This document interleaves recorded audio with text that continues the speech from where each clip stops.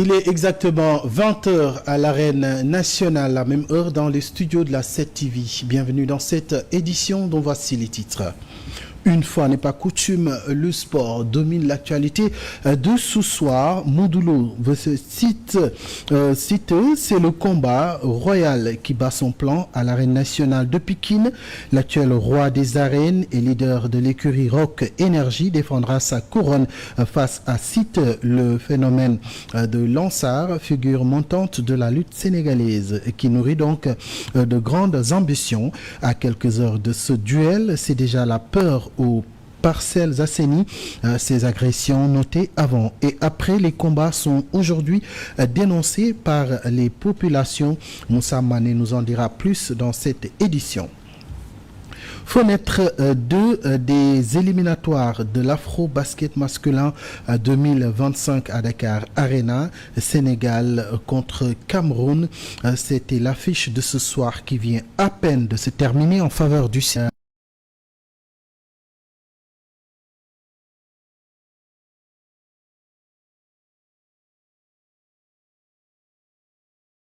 De la troisième journée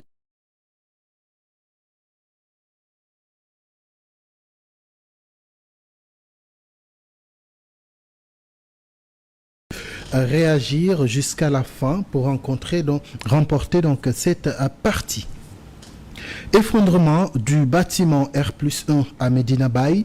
Le bilan fait état de 5 victimes. Il s'agit d'un mort et de 4 blessés, dont 2 dans un état grave, selon le commandant de la brigade des sapeurs-pompiers Djibril Sall. Il affirme cependant que toutes les dispositions sont prises pour que le dit bâtiment ne cause plus de dégâts. Vous aurez sa réaction dans ce journal. Voilà, pour les titres, le développement, c'est dans une poignée de secondes.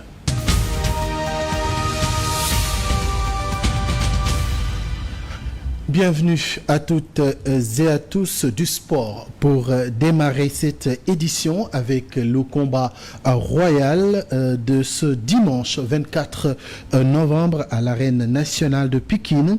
Modulo, actuel roi des arènes et leader de l'écurie Rock Énergie, défendra sa couronne face à Site, le phénomène de Lansar, dans un duel organisé par la structure Jambar Productions.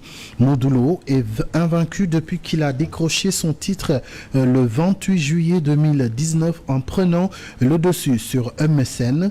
Malgré une pause de 3 ans sans combat, il est revenu en force, battant coup sur coup 2 jeunes espoirs, Ama Baldé et Boignan, avec un impressionnant palmarès, c'est-à-dire 20 victoires, 3 défaites et 1 nul. Le Rock des Parcelles Assainies est prêt à relever un nouveau défi et à conserver sa couronne. De son côté, Site, figure montante de la lutte sénégalaise, nourrit de grandes ambitions. Surnommé Yalmin par ses inconditionnels, il vise à préserver, à renverser plutôt le roi et à s'imposer comme le nouveau maître des arènes. Doté d'une fougue et d'une force redoutable, le chouchou de Jamagan se dit prêt à réussir là où d'autres ont échoué. Et puis chaque combat de lutte est une aubaine que saisissent donc les malfaiteurs pour s'adonner à leur sport favori. À quelques heures donc de ce duel entre Modulo et Site, c'est déjà la peur bleue chez les populations. Ces agressions notées avant et après les combats continuent toujours d'inquiéter les populations qui dénoncent donc cette situation. Toutefois, pour celui de ce soir, la police a déployé un peu partout un dispositif sécuritaire pour assurer la sécurité des personnes et de leurs biens. Moussa Mané et Tamsir Kandi ont fait un tour aux Parcelles Assainies. Regardez. Plus de 10 des Parcelles Assainies, fief de Modulo.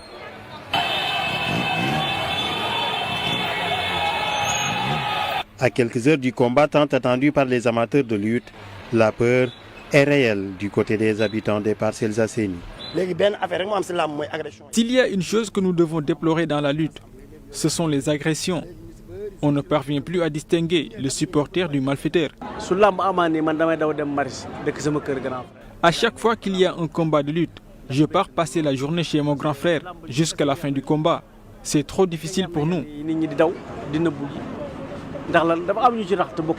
Sous le vacarme des motos Jakarta se cachent des personnes mal intentionnées avant et après le combat.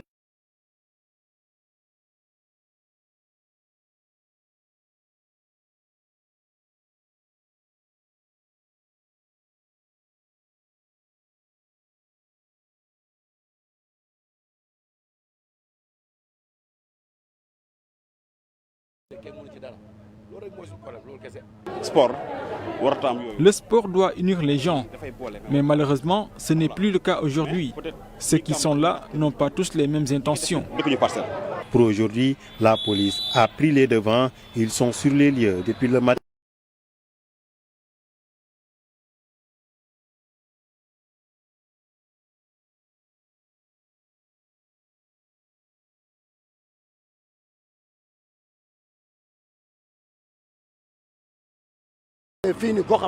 Je pense que c'est au leader de parler à ses supporters.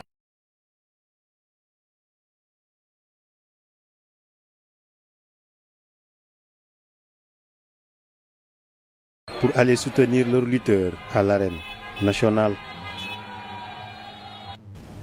Moussa Mané, après cette insécurité, parlons d'une autre forme d'insécurité, notamment celle immobilière, avec l'effondrement du bâtiment R+1 à Medina Baye et qui a occasionné donc 5 victimes. Le commandant Djibril Sall de la brigade des sapeurs-pompiers fait un état de 4 blessés et 1 mort. Parmi les 4 blessés, 2 sont dans un état grave. Il affirme cependant que toutes les dispositions sont prises pour que cet immeuble ne soit en danger pour la population.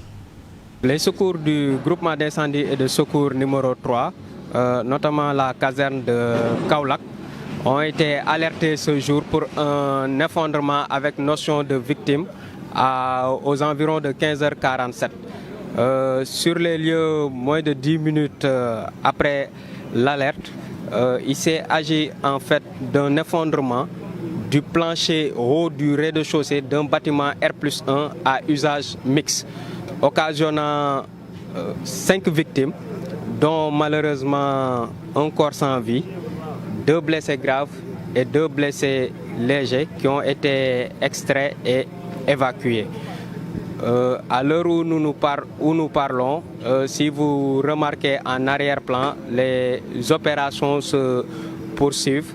Il s'agit en fait des opérations de déblai avec les moyens lourds pour permettre d'être sûr qu'à l'issue de notre passage, le bâtiment ne représentera plus de menaces, aussi bien pour le voisinage, mais également pour les personnes qui passeront à côté de ce bâtiment.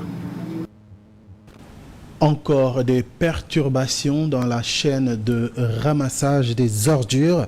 Les concessionnaires du nettoiement ont entamé une grève illimitée pour exiger de l'État du Sénégal le paiement des arriérés de factures évalués à 18 milliards de francs CFA. En conférence de presse samedi, ils ont révélé qu'ils font des pieds et des mains pour honorer leurs engagements envers les fournisseurs mais également leurs employés.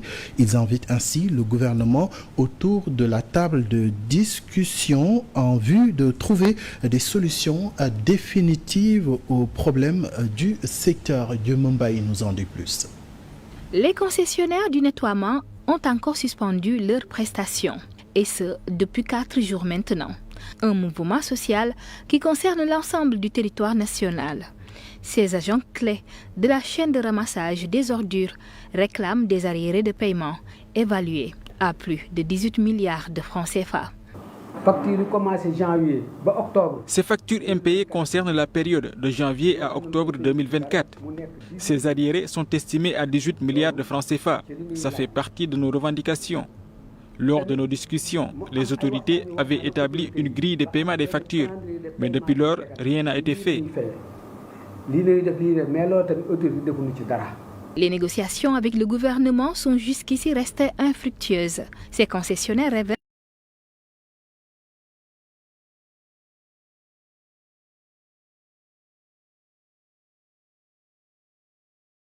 les conséquences suivantes sur notre activité.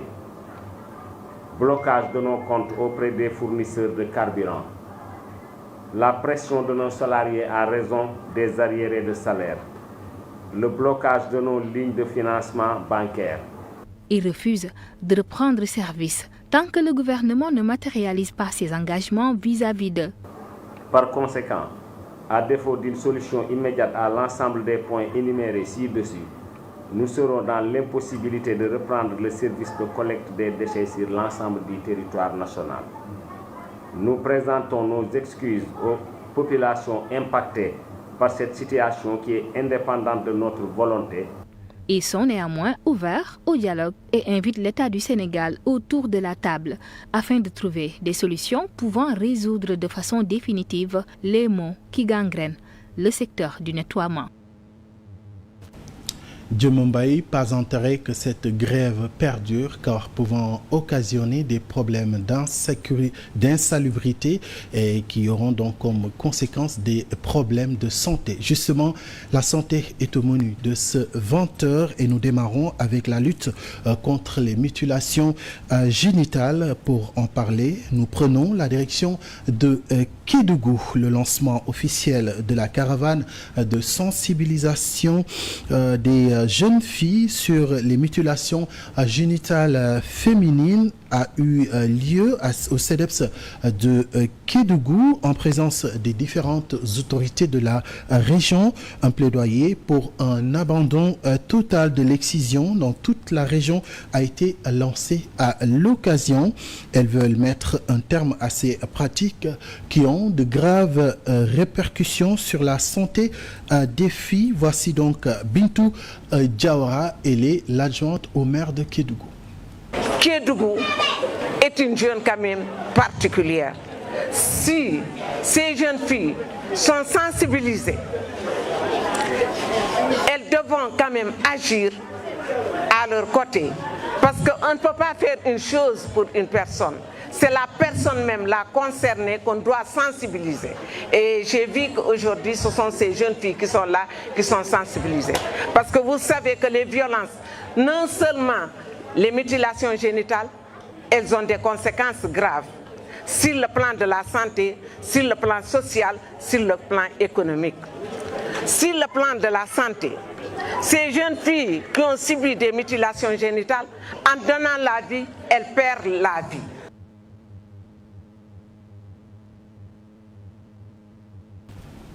Nous parlons toujours santé tout en changeant de localité. Le centre hospitalier Amadou Sarir à Ndiéguène de Thiès a clôturé ce week-end un camp chirurgical organisé par la mairie de la ville en partenariat avec l'ambassade de la République tchèque au Sénégal. Ce camp a permis à plus d'une soixantaine de patients de subir des examens et des interventions chirurgicaux en ORL. C'est une correspondance de Binta Traoré. Plus d'une durée de 15 jours, ce camp médical, conduit par des médecins tchèques, a permis à plus d'une soixantaine de patients de l'hôpital régional de Thiès de bénéficier d'examens et d'interventions chirurgicales. C'est une chirurgie qui est très vaste, qui occupe plusieurs entités, donc l'otologie, la chirurgie endonasale, de même que toutes les chirurgies en tout cas qui vont avec l'ORL. Après ces interventions, les médecins de l'hôpital vont prendre le relais afin d'assurer aux patients un suivi médical optimal. Maintenant, pour la surveillance des patients, elle est régulière. On reste pratiquement un mois sans opérer le départ. Uniquement pour la surveillance des patients. Certains, c'est en 2 semaines, on ne les voit plus, mais d'autres, il faut les voir pendant au minimum 1 an. D'autres patients aussi, 6 mois, ça dépend. Mais sur le plan suivi, vraiment, il n'y a pas de problème. Nous avons l'habitude. Ce camp médical était aussi une occasion pour redéfinir la politique sanitaire de la mairie de Thiès-Ville. Il sera mis sous peu une structure sanitaire parce que ce sera du genre SAMU municipal Je pense que cela ne peut pas se faire sans l'implication des médecins de l'hôpital régional et de toute la direction de l'hôpital régional qui pourra nous aider donc, pour mettre en place ce SAMU municipal. Il y a aussi la question des mutuelles de santé. La mairie a mobilisé plusieurs millions et des centaines de millions pour permettre aux populations donc, d'accéder à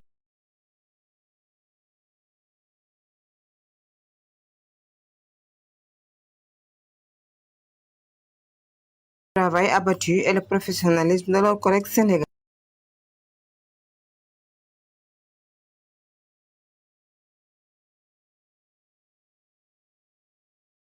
Une occasion pour le personnel de déplorer le manque de blocs opératoires au sein de l'hôpital. Selon le chef du service de l'ORL, il y a des patients qui attendent des mois pour se faire opérer après avoir acheté donc leur ticket. Ils sollicitent l'aide de l'État pour la construction de nouveaux blocs. Il est interrogé par Binta Taoré. Nous, on a pu, imaginez-vous, on a pu opérer 112 malades en 7 matinées opératoires. Et il y a des gens qui payent le ticket en ORL, qui attendent 1 an ou 6 mois pour se faire opérer. Parce que tout simplement, l'hôpital a 25 ou 30 chirurgiens pour 4 salles d'intervention. C'est honteux pour un État. Partout on en parle. Là, les malades payent le ticket, ils attendent 6 mois. Oh, les chirurgiens sont là. Moi,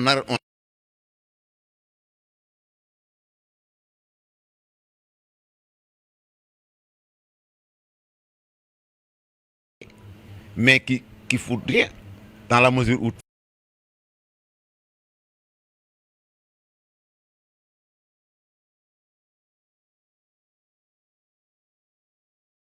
service avec ces anesthésistes et ces salles, les patients sont là. Certains qui attendent 1 an, c'est les pouvoirs publics.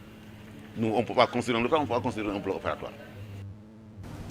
Certainement, les nouveaux députés élus de Thiès porteront ce combat au sein de l'Assemblée nationale. Justement, parlons donc du député nouvellement élu de Rufisque, Yangar John, qui a exprimé donc sa gratitude envers les citoyens qui ont massivement soutenu son parti, le PASTEF, lors des dernières élections législatives, avant même son entrée officielle à l'Assemblée nationale. Il affirme être pleinement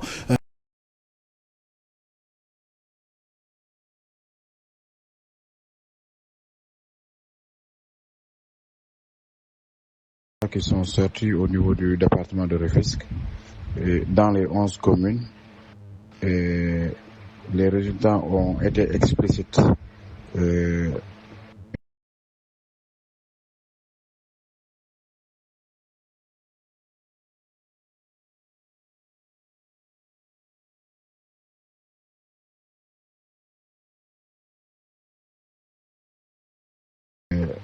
Vu les manquements qui sévissent au niveau du département, et Inch'Allah Rabbi, nous serons les députés du peuple, nous serons les députés du département de Rufisque et nous ferons de notre mieux pour parer à ces manquements-là au niveau du département. Religion à présent, le Magal de Mbacké Kadior, prévu le 1er décembre, mobilise les autorités et fidèles autour donc des préparatifs. Lors du CRD, des doléances prioritaires ont été levées, notamment l'amélioration des infrastructures sanitaires et routières. Cet événement religieux marqué donc par des prières et des hommages célèbre la naissance de Cheikh Ahmadoul Amin Bara Mbacké et rappelle l'héritage spirituel de Serigne Touba.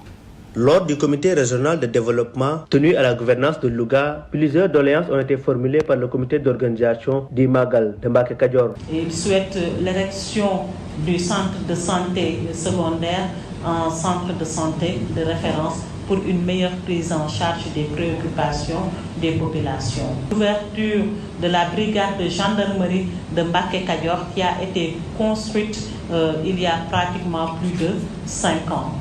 Il y a une autre question relative aux infrastructures, c'est-à-dire la réhabilitation de la voie de contournement et la réalisation de la route Thilmakha. À cet effet, Serigne Cheikh Thioro Mbacké rappelle l'importance du Magal de Mbacké Kadior. Comme je l'ai dit tantôt, c'est une journée mémorable, une journée de prière et de solidarité. Ce sera aussi l'occasion de rappeler la naissance de Cheikh Mohamedoul Amin Bara Mbacké et aussi de rappeler l'héritage spirituel de Serigne Touba Khadimou Rassoul. Ce sera en tout cas une journée de prière, comme je l'ai dit tantôt.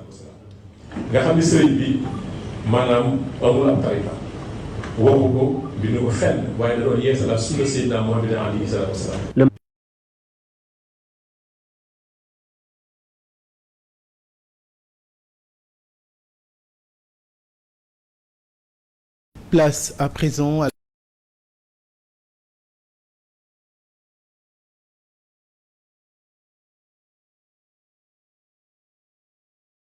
fait une dizaine de morts. Puis, dans la bande de Gaza et en Israël, nous évoquerons également les conclusions de la COP 29 à Kaboul en Azerbaïdjan. Et c'est un travail.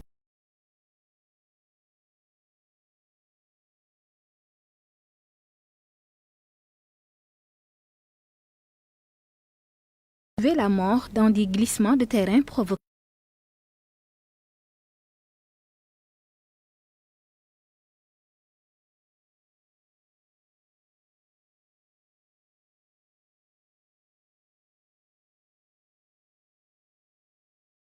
résister à la pression des courants d'eau provenant des collines de Niab-Biboué. Ces intempéries ont également causé des dommages considérables.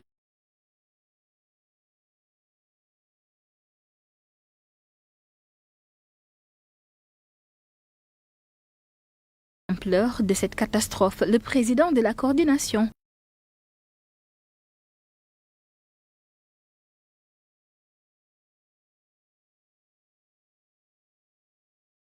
d'urgence aux sinistrés et évaluer les besoins de la population.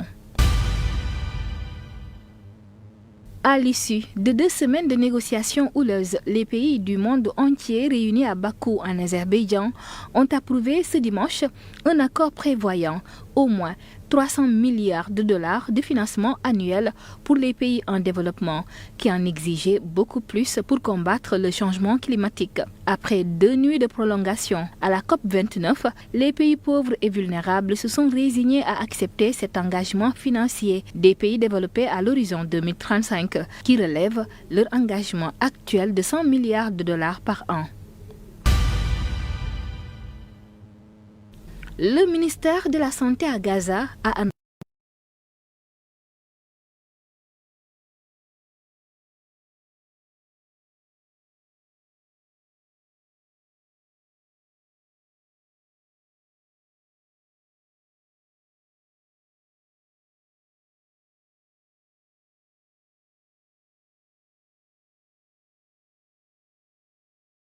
avoir lancé des attaques de drones et de missiles contre des cibles militaires à Tel Aviv et dans le sud d'Israël. Faisant état d'une opération complexe, le mouvement pro-iranien a indiqué avoir tiré une salve de missiles et un essaim de drones explosifs vers une cible militaire à Tel Aviv. Dans un communiqué séparé, il a ajouté avoir lancé des drones explosifs vers une base navale à Ashdod, dans le sud d'Israël. Le chef de la diplomatie française, Jean-Noël Barrot, a appelé ce dimanche Israël et les Libanais à se saisir d'une fenêtre d'opportunité qui s'ouvrait afin de conclure un cessez-le-feu dans le conflit qui oppose Israël au Hezbollah.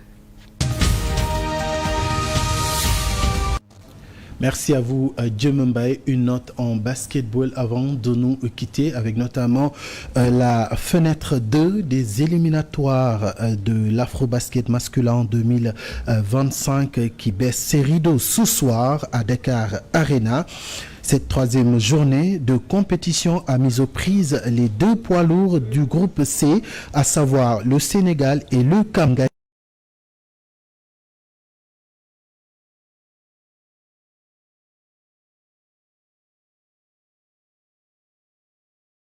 À rentrer dans leur basket à l'entame de la rencontre et se sont fait dominer par les Lions.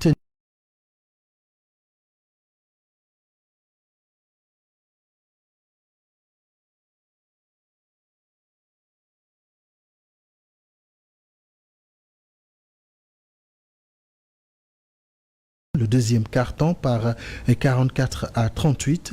Ils ont également dominé le troisième quart-temps par 64-58. La fin, donc nous la connaissons, même si vers la fin le score était serré, mais les Sénégalais ont pu donc tirer leur épingle du jeu pour s'en sortir victorieux avec 87-83. Donc rappeler également que le Sénégal a joué hier face au Gabon. C'était un massacre d'ailleurs, 101-58 en faveur du Sénégal. Avec ce score soviétique, les Lions ont été donc la seule équipe, en tout cas la première, à atteindre les 100 points depuis le début de ce tournoi. Une sacrée performance pour les hommes de Ngagne Desagana Diop qui ont donc enchaîné ce soir avec un troisième victoire en autant de sorties. De toute façon, vous aurez donc les détails dans votre émission Sport sur 7 avec le Desk Sport qui reviendra en large sur toute l'actualité sportive. Mesdames et messieurs, c'est la fin de ce journal. C'était un plaisir de vous le présenter. Nous vous donnons rendez-vous demain dans la matinale. Mais d'ici là, restez scotchés sur nos programmes. Excellente soirée à toutes et à tous.